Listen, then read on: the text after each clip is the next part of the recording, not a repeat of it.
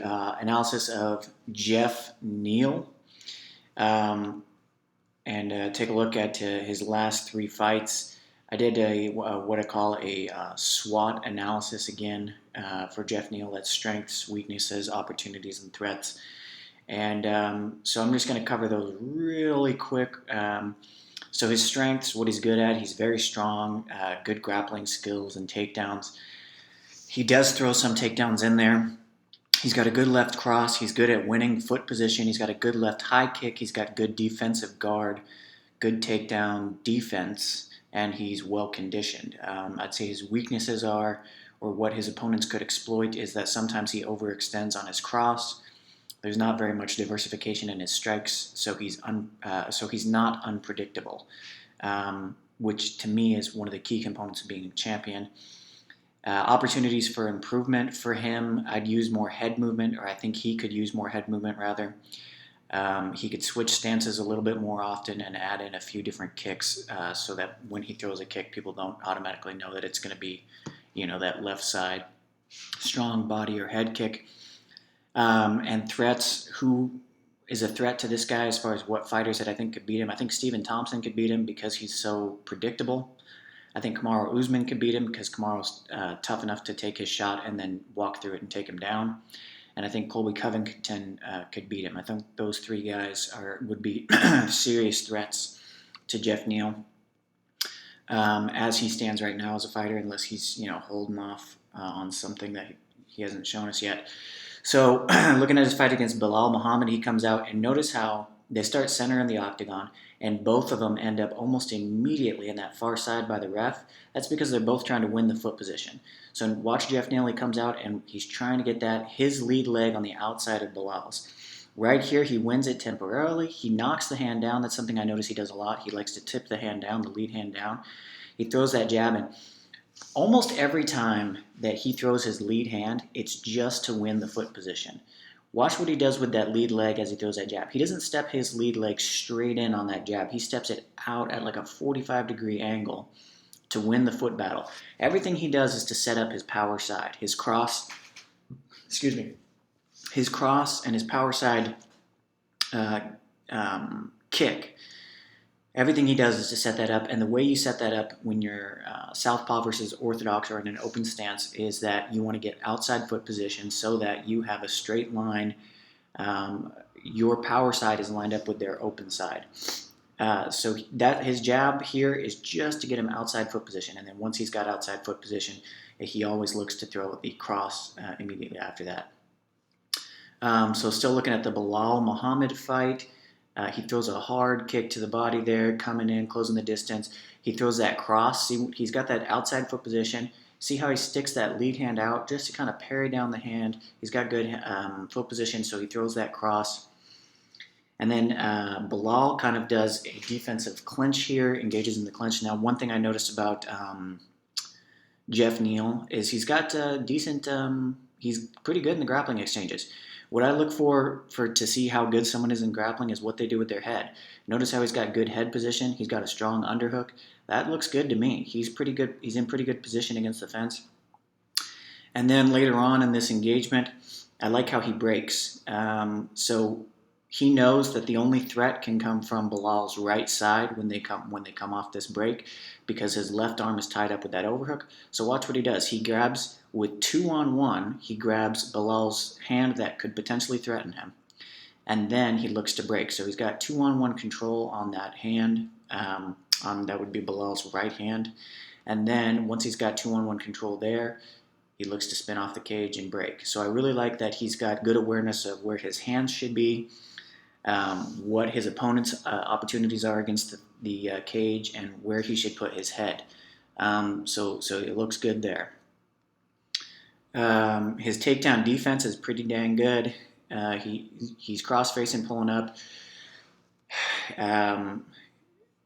He does get his hips sucked in a little bit here, but when he goes down, he doesn't accept the position. A lot of people would just go down to their back. He does not do that, and I really like that. So what you want to do here, if you are Geoff Neal, is you want to get your bottom leg out. You want to fight the takedown and get your bottom leg out, and that's what he does. He works. He doesn't go down to a hip. He keeps posting on that hand. and then boom, as soon as he gets that bottom leg out, now he's almost home free. It's much easier to defend once you get the bottom leg out. So he's posting on his left hand, got the bottom leg out, and then again, this turns into a little bit of a grappling exchange on the fence. And he doesn't do bad. He kind of holds his own. He knows what to do here. He fights for the underhook and is able to get off the fence. So this is the last round here, the last 90 seconds of the fight against Bilal. He throws. So I like how he sets that high kick. Again, he does kind of the same thing over and over, but he's just really good at the few things that he does. So he throws that cross to mask the high kick here. Boom. Beautiful high kick. How Bilal ate that and kept going, I have no idea. It almost took him out. Bilal shoots in for a takedown. He's got great. Geoff has got great takedown defense. Could probably do a little bit better with his ground and pound, but not bad, not terrible. And then he's got good awareness. As soon as Bilal goes for a leg lock, he just kind of runs out of there. So I guess depending on how you look at it, that's good and bad. I mean, it may be bad in the sense that could have been an opportunity if he had better grappling. That could have been an opportunity to just stay in the pocket and smash if he was a little bit more comfortable there. But it's good that he was aware of the threat and just decided. He didn't just sit there. He made a quick decision and acted on it. He decided, nope, I'm not messing around with leg locks today. So he turned away and limp-legged himself out of that position. So I think I'll look at that as a net positive because he, again, he recognizes the threat and gets out of there as quickly as possible. Again, great guard defense from Geoff. Hands always high. It's a pretty good defense. Now, the one thing I would say here is he kind of overextends on that too. See, he's kind of off balance there. I should note that I'm making this video before the Stephen Thompson fight. And I think that somebody like Stephen Thompson, who's really good at timing people's strikes and stuff like that, is going to be able to capitalize on a situation like this. I think Stephen would slip that cross and blast a high kick up there and clip Geoff Neal, but we'll see. Geoff has just got a few things that he does really well, and it's mostly just that cross and that backside head kick. He does throw a hook here. One of the few times you see an effective strike from his lead hand. So that's pretty much all I wanted to look at with the Bilal fight. And now going back, looking at the Niko Price fight. Again, so this is the opening few seconds of round one. Less than 3 seconds into the fight, or less than 4 seconds rather, they're already doing the same thing that happened in that last fight. Immediately he comes out and they end up on that far side portion of the cage because Geoff is trying to win that foot position battle. He's trying to get his foot on the outside of Niko's. Again, he keeps his guard high, and a lot of people, when they see that front leg kick coming, they'll drop one hand down. Usually it's the opposite side hand down to try to scoop the kick. This guy just never lets his hands drop down from his face, which is good. It can be good. In most situations, it's good. There can be times when it's beneficial to drop them down a little bit. But for the most part, it's good. Got a really good, high, tight guard. Let's see here. What am I looking at? Oh, okay. So, yeah, again, most of the time he throws his lead hand, right here, this lead hook. It's just to win the foot battle. Watch Geoff Neal's, this would be his right foot as he steps in. Notice as he throws that hook, he steps that right foot all the way back in and behind Niko Price's left leg. The main reason he threw that hook was to get that foot position so that he could set up his favorite technique right here, the cross. Everything he does is to set up that backside cross and that backside power kick. Got good head movement too. Look at that. So after he comes in, rolls down under, good awareness, good position, good defense. I like how he's got a very low stance. I like that. That allows for a lot more explosive power. Again, looking at Niko Price fight a little bit later on in round one. So here I want to notice again what I was just talking about with his stance. Notice how he's on the ball of his foot on that left-hand side. He's in a sprinter's position, like a sprinter that's ready to get off the blocks.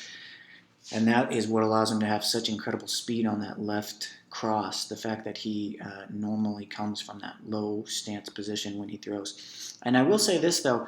If you go back and you look at that, you can see here that he was thinking about throwing that cross. He gets down low in his stance and he gets ready to sprint, like he's getting ready to get off the block.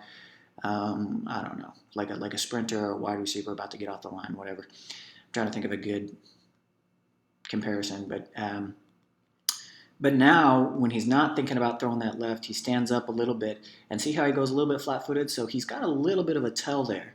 And again, I think that's something that Stephen Thompson should be able to capitalize on. So I'm super excited to watch that fight this weekend. But we'll see. I just want to focus on analyzing him, so I need to stay on track here. So,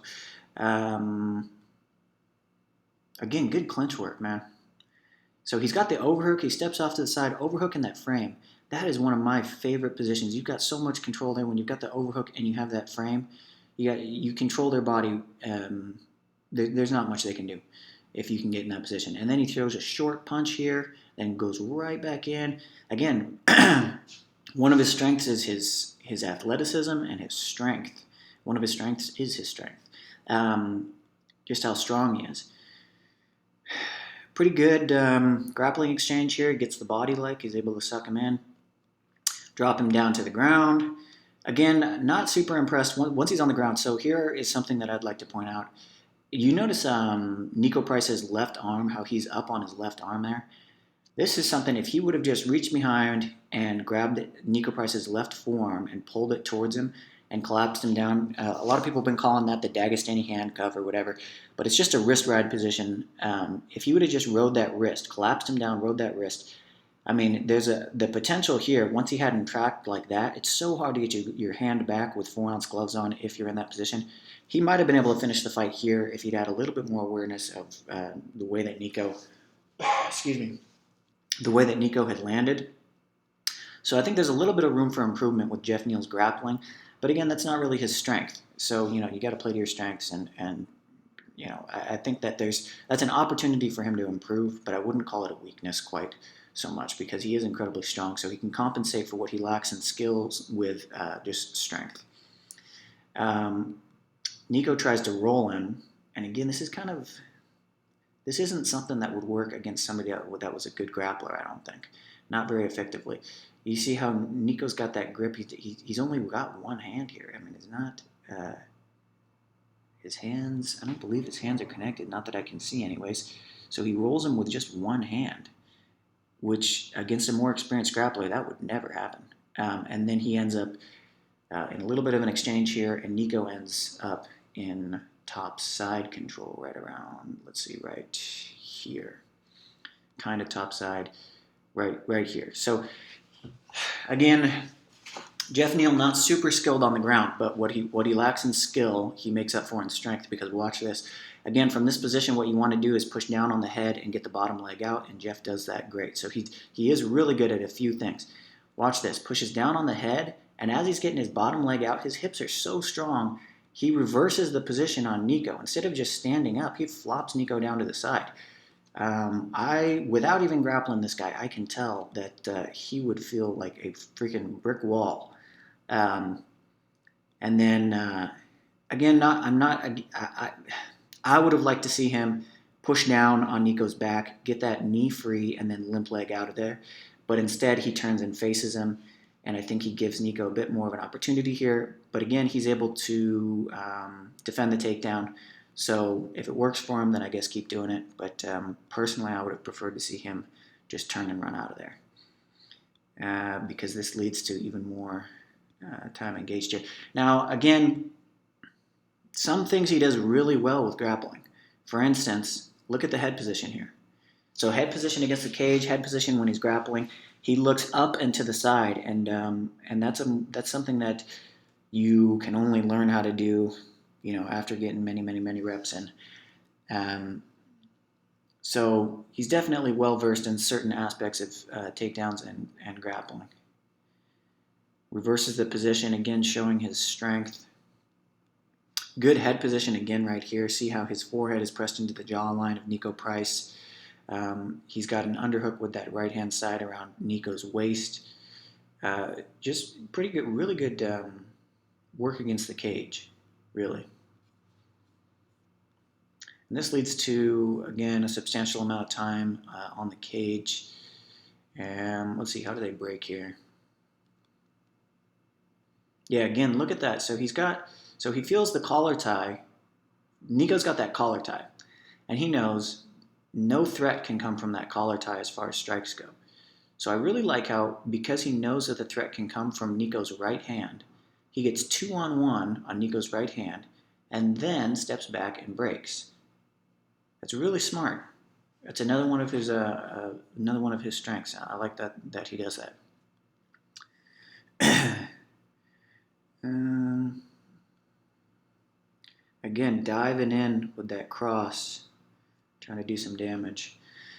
And here, Nico actually hurts him. Nico lands a couple. Those punches aren't the ones that hurt him. He throws a spinning back fist. And the punch that hurts him, it's kind of hard to see because the ref is in the way. But Nico throws this wild right hook, and it connects right there. But you can't see it because there's a ref standing in the way. But that drops him. Well, kind of drops him. Makes him wobble a little bit. And I wanted to look at this clip in particular because I wanted to show what Geoff does when he's hurt. When he's hurt, he backs up, he's backing up, and then if the opponent stays on him, he dives down on a leg. He tries to clinch. So he dives down, terrible takedown, but again, he's hurt, so you can't blame him. And then Nico really lets him get back in the fight by going for this guillotine here, which was not whatever. It is what it is, but in my humble opinion, not a smart move. But so Nico falls to his back, doesn't really have a great setup for a guillotine. And Geoff is able to pass his guard. So again, Geoff does show the basic principles, the basic understanding of the principles of being on the ground. So you see that shoulder pressure. He's got good shoulder pressure with his left shoulder on Nico's throat. He's got good shoulder pressure, and he's applying that. And good balance. So Nico tries to roll him, and he bases out with his left leg there from top position, so he doesn't get rolled. Pushes back in, and then he's able to pass Nico's guard right here. Nico leaves his guard open, and he just kind of picks his leg up, steps it around. Now he's in side control. Nico recovers guard, and then this is where the fight ends. So he does have some, even on the ground, his power translates.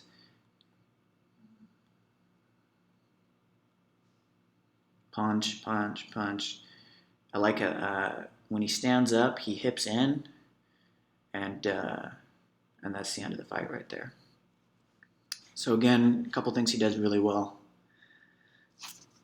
And then this is just the finishing strikes of his most recent fight against Mike Perry, because there's no point in going over the entire fight with Mike Perry, because the things I would show is just the same things as the other fight. He always looks to win outside position. He always throws that heavy right or heavy left cross rather, and the heavy left body kick and the heavy left head kick. So this fight against Mike Perry was literally just a repeat of the exact same moves he used on the other guys. It's just this time, earlier on in the fight, he had more, what's the word I'm looking for? More effectiveness with it. It was more successful, I guess I should say. So he throws that left hand out to try to mask the kick. Kick comes up, clips Perry on the side of the head. That's unfortunate. I can only imagine what that felt like. Perry's wobbled going backwards. Throws another left head kick, not set up at all for that one. Then he goes cross, hook, so left, right, left. Head kick again. This one clips Perry. Cross, cross. So just going left, right, power shots. And then to the head. And that kind of sets up the finishing strikes. Last thing that I'm going to point out for Geoff Neal is I do like this right here. He's got good power, good position. The fight is pretty much over. The ref is coming in to stop it, but he lands this last blow right there. Very powerful, very accurate strike. Again, just showcasing his power and accuracy with that left hand. That's deadly. That left hand is deadly. He's very powerful, very strong with it. Anyways, I train with Stephen Thompson, so I'm making this video before the Stephen Thompson fight, but I'm not going to post it um, until maybe the day of or the day after the Stephen Thompson fight. So, with that being said, I have no idea. I think I'll post this after the Stephen Thompson fight. With that being said, when this is posted, we'll see what the outcome of that fight is, and hopefully, obviously, I'm rooting for Stephen Thompson, but I'm trying to be as objective as possible with this skill breakdown. I have a fight January 9th, Memphis, Tennessee, Valor Fighting. Please buy my pay-per-view for that. Like, comment, subscribe if you appreciate what I'm doing with this channel. You like the breakdowns that I'm doing. You like the style of the breakdowns. Let me know if you guys want to see anything in particular. Thank you very much for your time and for sticking through this with me. I do have a Patreon account if you want to do as little as $1 a month to try to help support my passion for MMA and my training and my production of these videos and the time and effort that it takes to make these. And I also have... like I said, if you'd like to follow me on social media, you can look up my Instagram. Or if you're interested in sponsoring me for my fight or sponsoring the channel, again, the best way to get a hold of me would be a direct message on social media. Really looking forward to this fight with Geoff Neal and Stephen Thompson, December 19th of 2020. And best of luck to both, well, mostly to Stephen. Best of luck to Stephen in this fight. Okay, once again, thanks for your time. I'll talk to you guys later. Bye.